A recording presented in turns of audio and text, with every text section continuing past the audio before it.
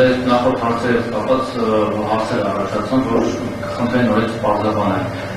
Նախ ուժեղ Հայաստանը չգրանցելու մասով դուք ասեցիք, որ եթե փաստաթղթերը ներկայացնեն եւ այլն, բայց այս պահին արդեն այսպես նախադրյալ են ստեղծում, որ բեցի օրենքի որոշակի կետերին հողում անելով թեկուզ դեր միջոցով դիմեն դատարան եւ չգրանցեն, այլ մենք դա ենք ուզում հասկանալ, թե որ պայմաններում է հնարավոր խախտում գրանցվի թեկուզ նախընտրական քարոզարշավի շրջանում կամ այլ ընթացքում, հատկապես վերջին նախագահի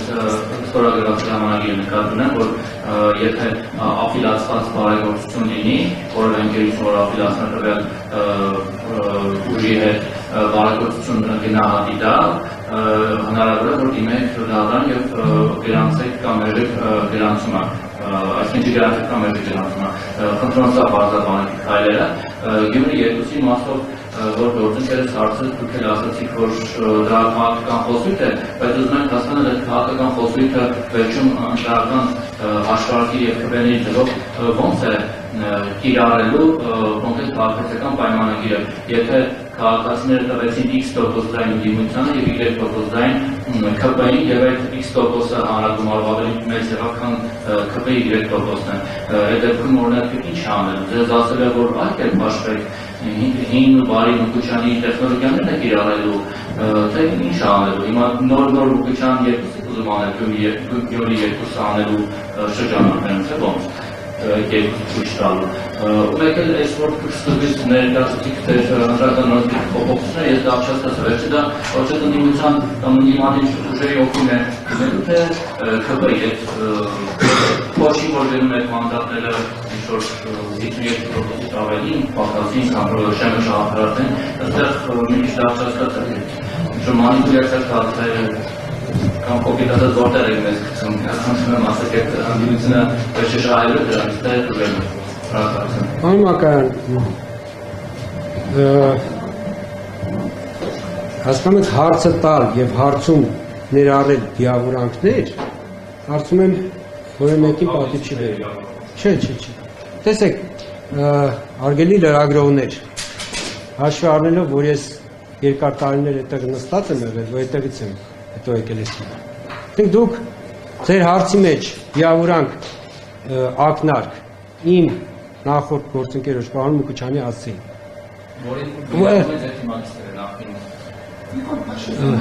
Պարոն Մակարյան, քաղաքական գործիչների ով ինչ է ասել, հիմի դուք այստեղ հարց եք հնչեցնում, ձեր հարցում եք դա դնում, դուք եթե դուք ազգային ժողովի ամբիոնից որպես կամ այլ վայրում քաղաքական հայտարարություն, դուք հարց եք հնչեցնում, ոնց որ թե քաղաքական հայտարարություն չէ, ես ասում եմ, որ հարցում դիավորանք հնչեցնել իմ նախորդ գործընկերոջ հասցեին, մի հատ էլ այդ դիավորանքը փաթեթավորել եւ վերագրել օրինակ ինձ, դա հասկանում եք դուք կարող եք դա անել, որովհետեւ կա խոսքի ազատություն եւ դուք կարող եք դիավորանք հնչեցնել պետական պաշտոնյաների հասցեին, այդ թվում նախկին պաշտոնյաների, բայց դա կարծում եմ ճիշտ չի եւ դա պատիվ չի բերում լրագրողի մասնագիտությանը, ես դա ասում եմ որպես նախկին լրագրող։ Հիմա պատասխանեմ ձեր մյուս հարցին։ Ասում եք, պարոն Մակարյան, խնդրում եմ իմ այդ բանավեճի մեջ չմտնել, հարցը տվել եք, լսեք, ես հանգիստ լսում եմ ձեր հարցը, այդ թվում դիավորանքները։ Եվ դուք ասում եք չհասկացաք, ես կներեք, ես դրա համար պատասխանատվություն չեմ կրում։ Դուք կարող եք բացել ընտրական օրենսգիրքը, այնինչ որ ես ասում եի գրված է ընտրական օրենսգիրքում։ Եվ ընտրական օրենսգիրքը չի ընդունվում ընդդիմության կամ դիմության, այսպես են կարիքները սպասարկելու համար։ Ընտրական օրենսգիրքը ընդունվում է ընտրությունները կազմակերպելու համար։ Եվ ընտրական այն ինչ որ ես ասացի, ընտրական օրենսգիրքը կարող եք բացել նորից եւ նորից ընթերցել, մի քանի անգամ վերընթերցել եւ ձեր հետևությունները անել։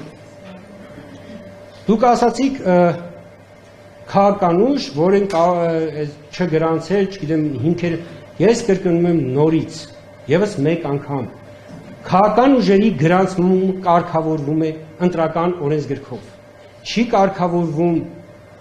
քաղաքական խոսույթով, չի կարգավորվում լրագրողի հնչեցրած հարցադրմամբ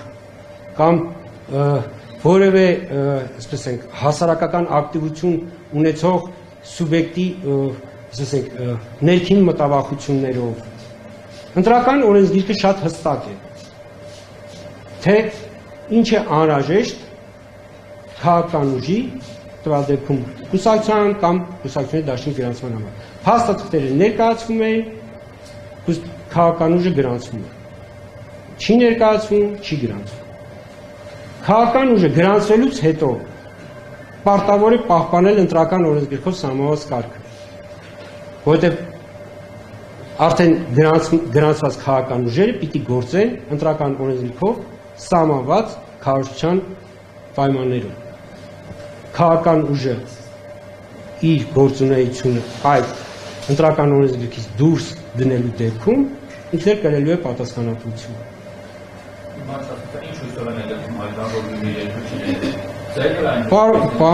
Պարոն Մակարյան, քաղաքակրկնում եմ, քաղաքական գործիչները ազատ են իրենց հայտարարությունները անել, իրենց գնահատականները տալ, իրենց ակնկալիքները հնչեցնել, իրենց մեղադրանքները, չգիտեմ, ցանկացած ինչ արգելված չի օրենսդրությամբ իրենք ազատ են հնչեցնել։ Դա ընտրական օրենսգրքի գործունեությունը դրանով չի փոխվում։ Ընտրական օրենսգիրքը գործում է, գործել է։ Եվ եթե կունենանք ընտրությունից հետո կունենանք արդյունքներ, որտեղ չենք ունենա մեծամասնություն, այդ ժամանակ կսկսվի կոալիցիաների կազմավորման գործընթացը։